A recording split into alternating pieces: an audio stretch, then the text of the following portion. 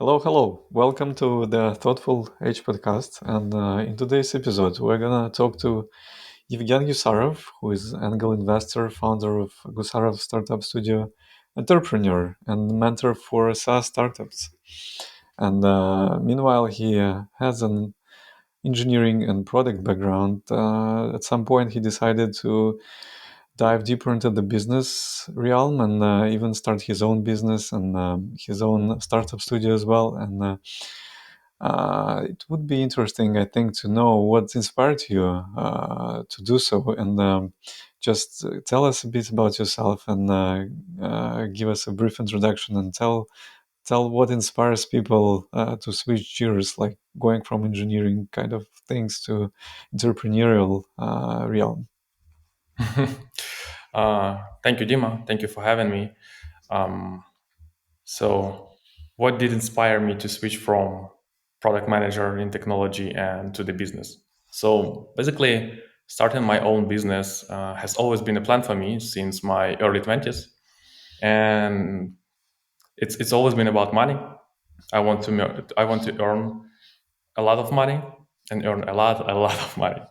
I remember, that there was this story. I remember this corporate party that happened the other day in the first company that I worked with, and I met my CEO for the first time, and I was so impressed by just the quality of life that he had and the success that he represented. So I asked him, "Hey, man, so what should I do to be like you?" And his answer was that you should start a business and you should get 10K a month in personal income. And that became my personal goal. And I wanted to accomplish it by 30. And I was 21 back then. So for the next decade, I've been working very hard, very, very hard, insane amount of hours per week, like more than 60 hours usually. And yeah, that's how I reached this milestone. And at the age when I was 27, and starting my own business took a little bit longer. So I went through as a number of ups and downs in this journey, and basically ended up with starting my own startup studio, which is agency right now. But I really hope, and the goal is to build a venture studio at some point in time. And yeah, now what I do, I'm just guiding SaaS startups, first time founders, their way from idea to early traction, first customers, and investment.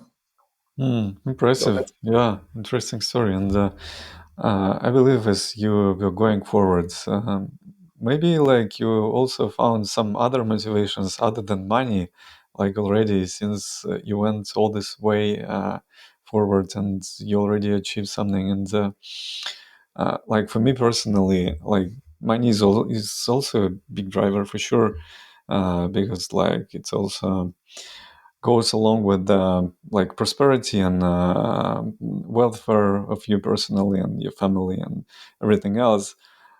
But later on, like I also started to realize that money is not everything, and there are a lot of everything else that we can have joy from, and that we can also enjoy like doing and maybe talking to people and having those relationships.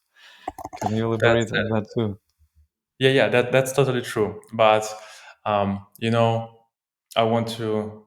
So one person once upon time said to me the following phrase, and I really like it because this really explains why I emphasize the money side of the topic. So yes, for sure, as a person, it's incredibly important for me to create stuff, and basically, I am a part of the entrepreneurship only because just it's it, it's just my gut is like it's the person who I am. It's very important for me to create something from scratch, something that doesn't exist. But very specific nuance, and I find it fun a little bit, is that if you are that kind of person who really wants to create something from scratch, and you have enough money to do that, you are an artist. If you don't, then you become an entrepreneur. And here is the background that you need to know. So I was born in a village on the south of Ukraine in early 90s. And you should be aware of that, like what it was like 90s in Ukraine. And it was a very difficult time for Ukraine and everyone who lived there.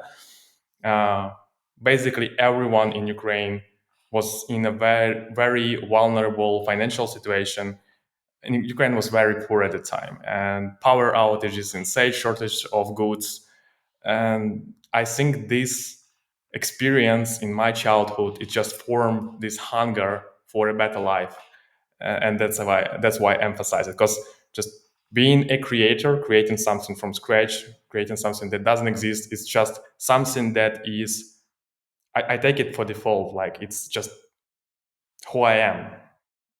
No, but yeah, it's ultimately about expressing yourself and bringing something outside from your inner self, and like let other people use it and leverage from whatever knowledge or product you are creating and making available to other people.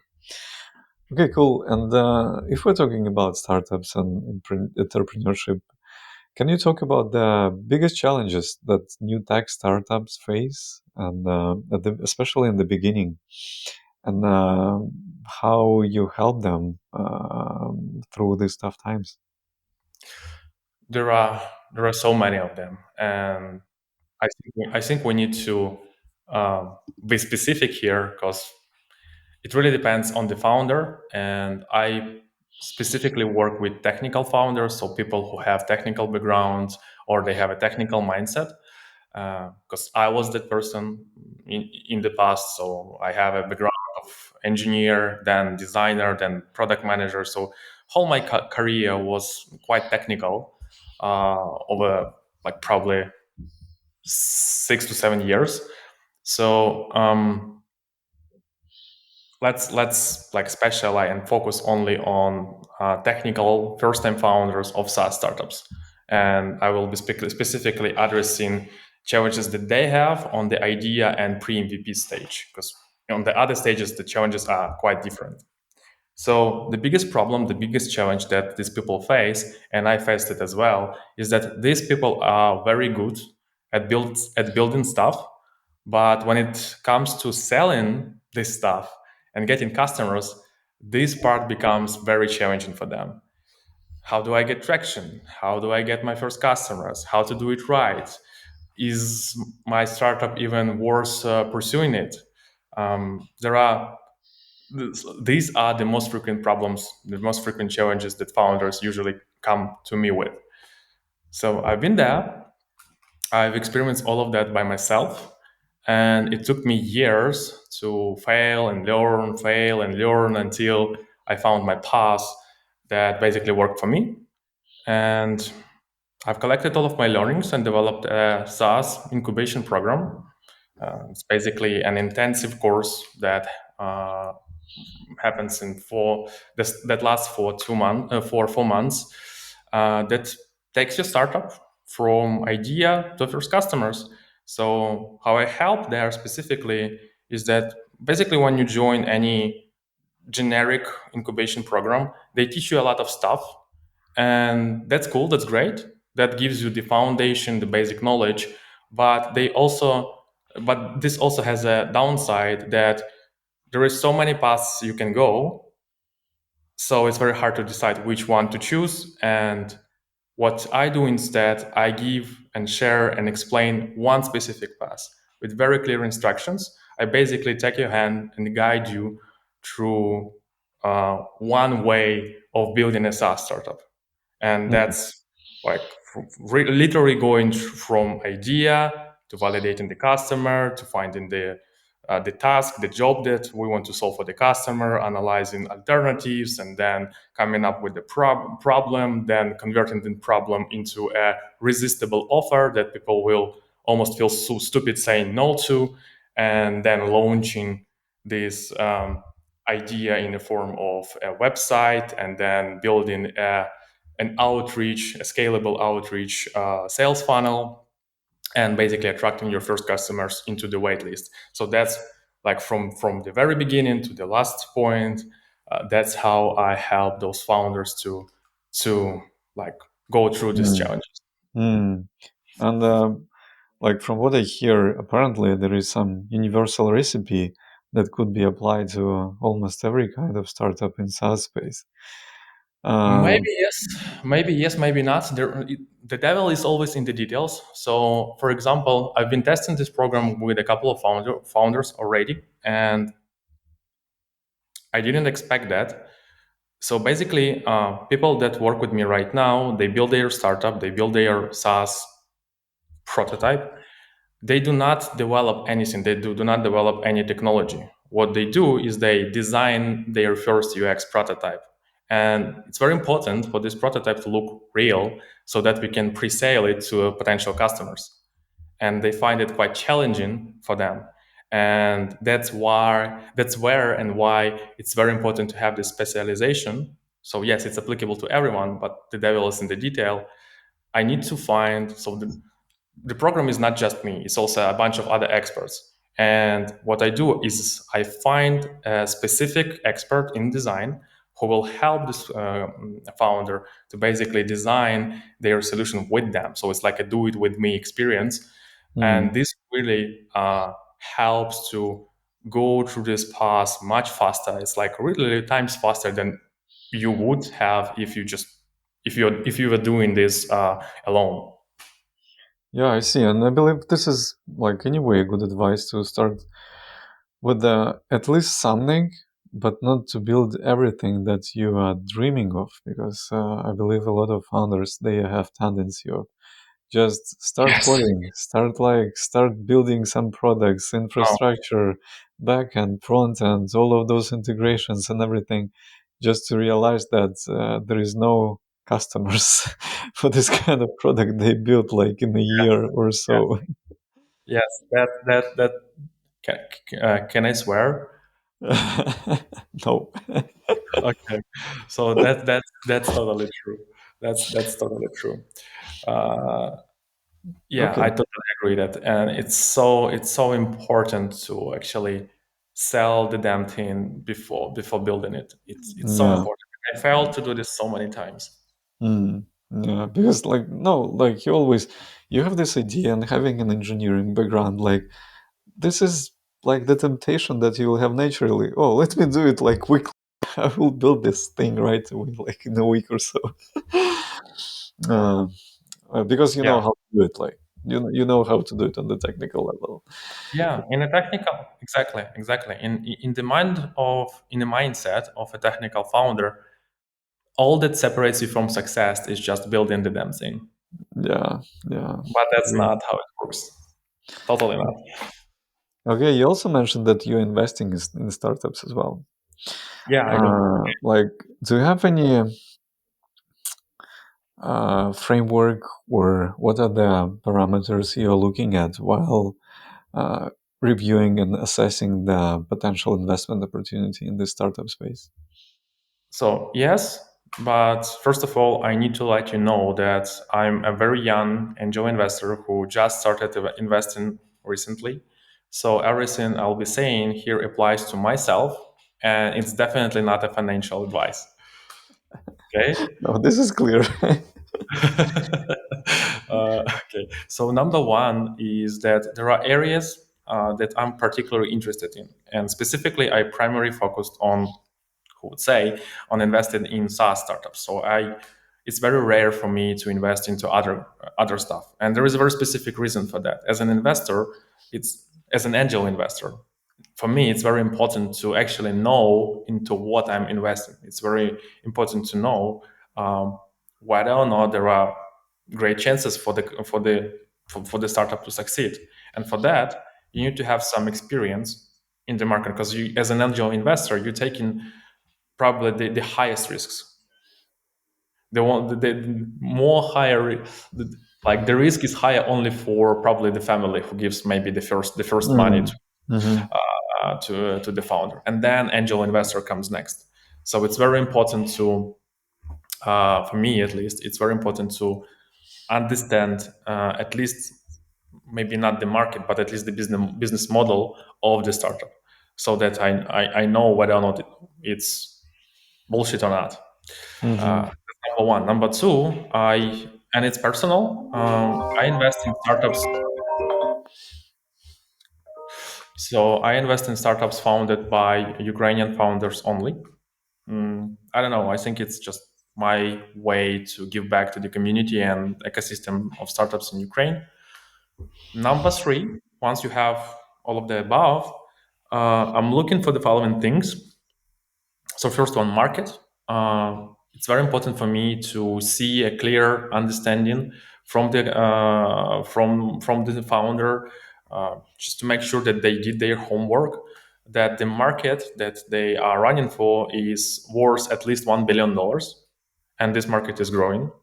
Mm. This for me, it's like a signal that there is a very big. I know for sure that they will pivot. Like usually startups, when they come to me, I know that most likely they will pivot, and that's where market becomes so important, and it should be large enough for them to have room for this pivot. Mhm. Second is traction, and since I invest primarily in SaaS, your MRR must be, well, from 5 to 10k per month, and your month over month growth should be at least 20-30%, and you Mm. should have a history of 4 5 months. And that's basically when I see enough traction from the team, and usually I'm ready to invest. And what's important here as well is that in all of the investing clubs that I am a part of, I see this trend that this is basically somewhat the same for other angel investors. So basically, when, like today, I had just before our call, I just finished the session with like a demo day in United Angels Network, where I am a member, which I am a member of, and I see that there is a lot more interest from the angel investor when the startup hits this milestone of having like 5 to 10k MRR and having those growth rates. So that's on the traction, and then the team. So for me, it's very important that the team has a proven track record and expertise in the market they are running for. Uh, like as a founder who did this mistake, in the past I've tried to develop a startup on the market that I was not an expert in, Mm. and that caused me a delay of 1 year to actually get into the market, to actually understand it, to get this expertise. And just having that experience, I'm usually skipping startups that just have no experience in the market. They're just running for, I don't know, for trendy stuff. It's like everything is about AI right now. Mm. And then the fourth stuff, like last but not least, is chemistry. It's just human to human communication. And it's just like, do I like this person? Would I like to have a dinner with them sometime? Just would I want to hang out with them? Just does the founder respect other team members? Do Mhm. other team members respect the founder? It's just, who are you as a human being? That's it. And usually what's important, once you have all of this stuff, when you are an angel investor, you are not doing a lot of due diligence, etc. So I'm basically making a go no go decision, usually like during the first 15 to 20 minutes on the call. Interesting. But anyway, it's already a good framework. Like you described different attributes and parameters that you can analyze it once, and then asking the right questions will give you an understanding, like whether you want to work with them or not, which is pretty cool to have for sure. Even if you're not an angel investor, but for someone who is in tech, just to look at how the team is performing and either they have attraction or not. I believe is important to understand on the Yeah. business side. Yeah, and like having the right personalities on the team as well, and maybe even the right combination of different personalities, right? Because, like, as we all know, there is no one person who can do all the roles perfectly, and the most successful ventures are these which has a right combination and the right proportion of different talents that can augment each other, and they can work together and push the venture forward as fast as they can. You are totally Okay, right, and especially on the topic of diversity. I yeah, always try to for a diverse team, but it's also very important that there is respect for yeah, each other. agree, There is agree. it's like a sense of partnership. There are some teams and founders that it's more like it's not 50-50 if there are two founders, yeah, or it's just like they are more arrogant and selfish. So I'm looking for a sense of partnership in the teams because it's very important.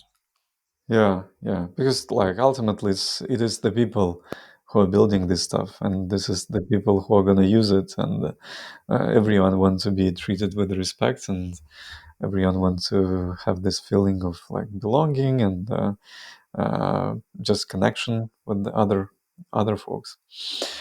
So in the past, you also like building successful products, and especially the products that has a huge amount of users.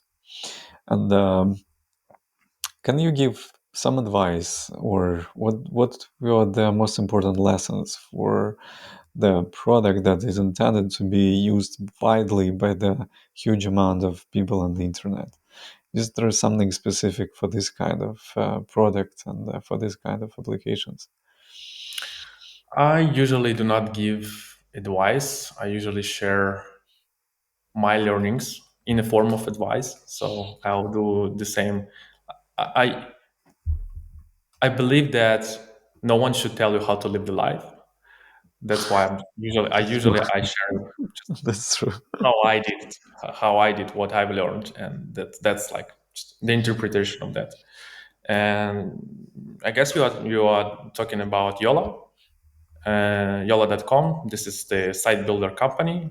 The core product of it is a site builder. And like before I share the learnings, I just want to express my gratitude to this company and all of the people that I've worked with there and still work basically. All of the people who believed into me. Honestly, I would be nothing today without these people. When I came to Yola in 2017, I was full of ambition to build my own SaaS startup. By that time, I had already built a few tech products in my previous company from scratch. And I was looking for someone who would give me an opportunity to build the best site builder ever in the world. And back then, I knew nothing about venture capital, startups. All of that was completely like undeveloped area for myself. And basically in Ukraine as well, it was like very, very beginning of Hmm. startup ecosystem back then. And yeah, I was looking for a company who would believe in me, who would invest into my idea, and who would provide resources so that I could implement my vision. Yola gave that opportunity, and then in 2017, and then 3 years later, the product that I've built with a small team became the main product of the company, and now this is the only product that the company sells. And then, in terms of what I've learned through this journey, is I've learned everything I know about the product manager in this company, like literally everything. I was an engineer and designer when I joined Yola. I've joined as a senior front end engineer in the role of senior front end engineer, but also had like some good experience in UX design. That's what I was. So learnings, yeah. Number one, I've converted from a very tech guy into the product manager guy. It's still not business, but it's much more closer. Hmm.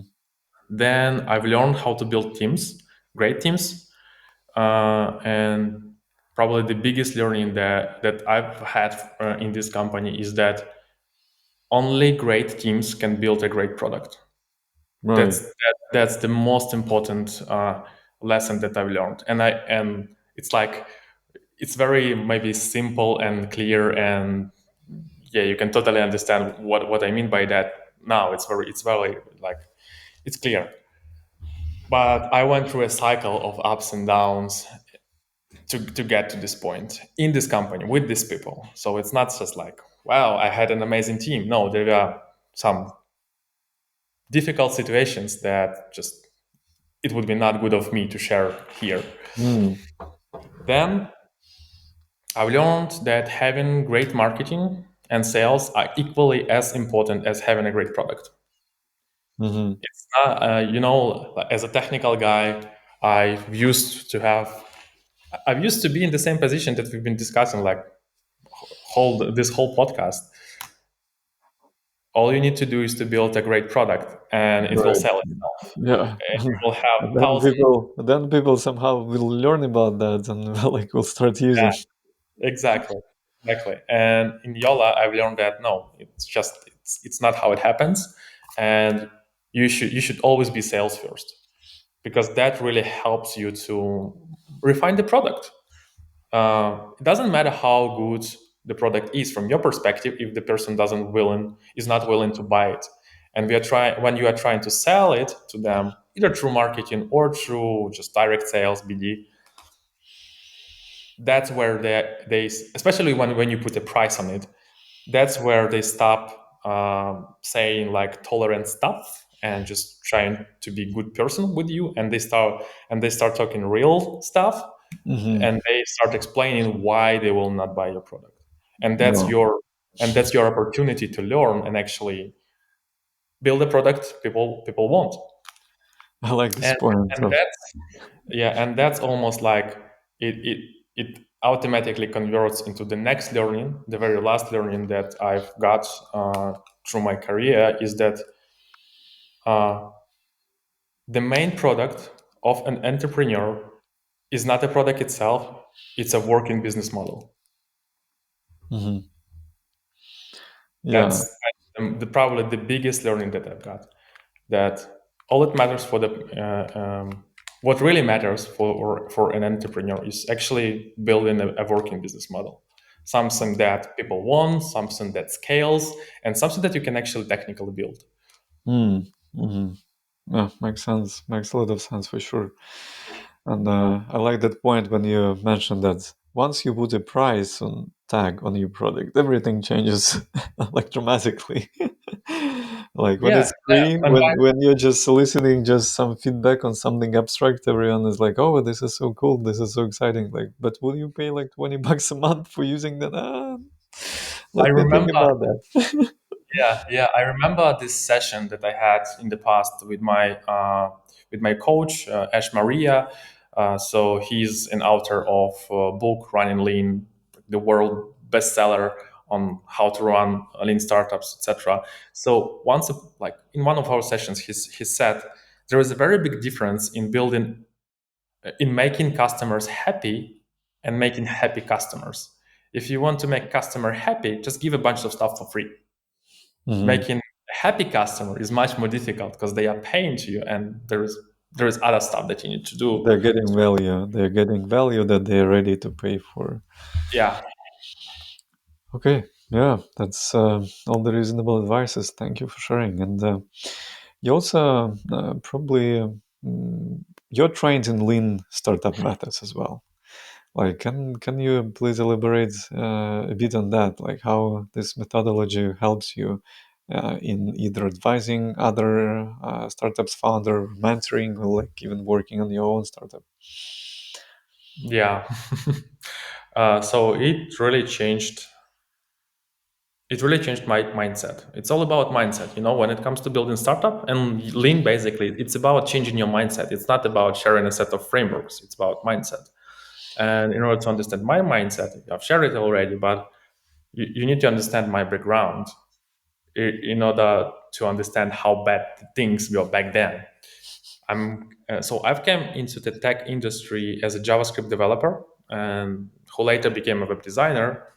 And you need to know what inspired me back then. And I've read so many books about Steve Jobs and other great entrepreneurs who built um, this dogma that everything you need to know is a great product. And lean methodology is actually something that helped me understand that that's not true. Like, it's not enough to just build a great product. Hmm. And yeah, I've learned this with a very huge cost. with a very huge cost. And yeah, that that's what lean startups, how lean startup changed my mindset. I see. I see. Yeah, definitely. Everything what we talked about before, uh, having the reliable business model and knowing how you're gonna earn money and what are the customers looking for, and whether they will be happy with that or not. This is Yeah. all makes perfect sense. And since we're approaching the end of our conversation today, what's do you think is the next big thing in tech that every startup should be aware of and should consider? Like, definitely there is an AI, and I think a lot of entrepreneurs and a lot of founders and a lot of business people are looking at that very closely, and they are trying to understand how the AI could be uh, leveraged by their ventures, their products, and companies. But what do you think? What is the next big thing that is ahead of us? Well, you already said that, so I think that we have crossed into the era of AI, and I doubt. I think it will be the era of AI at least for the next decade. And now, knowing that, we need to look back into what happened before with other booms of like other very trendy stuff, crypto, then back to the boom of dot coms, and then to others to the other eras. So usually when this type of event happens, everyone starts with exploring the potential of the technology, and there is usually a lot of generic stuff. And if you will check what happens right now, the majority of AI tools that we see in the market, they are quite generic. And then this bubble, it keeps growing, keeps growing, keeps growing, and usually at some point it breaks, and yeah, we see another crisis on the market, etc. But what happens after that is that from this crisis, we see new startups appearing to the market, and what's different about them is specialization, and they follow niches. And I think we will see quite soon, maybe in the next couple of years, the same happening in AI sphere, that we will see less generalized tools, less Sora, less Chat GPT, and instead we will see like more specialized stuff, more stuff oriented for specific niches. And yeah, some of them will be good, some of that will be bad. Yeah, this is probably a good advice for anyone thinking of starting a new venture and going into the startup space. Okay, Yeah, and then I remember this podcast. I don't remember the name of it, but there was a debate regarding whether or not there is utility in building some stuff around ChatGPT, some stuff around existing AI models. And then there was a whole debate, like maybe for an hour or longer. But the summary from the podcast was, and I agree with that point, is that like AI doesn't have a utility itself. There is also utility in what comes after it. And when I talk about those specialized products, I actually point the focus and pointed to Yola. So, for mm, instance, in Yola, we have also integrated a bunch of AI stuff. But why this makes sense? Why does this have utility? Why does this brings value to the customer? It's not about prompts that we have developed. Prompts is just like everyone can develop a prompt eventually. But what they cannot do is the integrity. So there is a site builder, and then there is an AI integration. And I doubt that AI companies like OpenAI will ever cross the line and start building a very detailed AI model that will do really great job with generating websites, for instance. some So specific some specific tasks. yeah, and that's why it's a very good opportunity for us, and that's where we have this utility for our platform, that we are a great site builder and we are adding the AI element of it. And the utility is of that is a great website It's not the AI itself. It's the end result, and that end result is only possible if you have a specialization, and that's what I mean by having more specialized tools, more specialized products, more products following specific niches. I see. Okay, yeah. Yeah. Thank you so much, Evgen, for coming to today's recording, and it was very interesting conversation about the startups, and I believe the audience will enjoy that conversation as well. And everyone has a good rest of your day. Bye.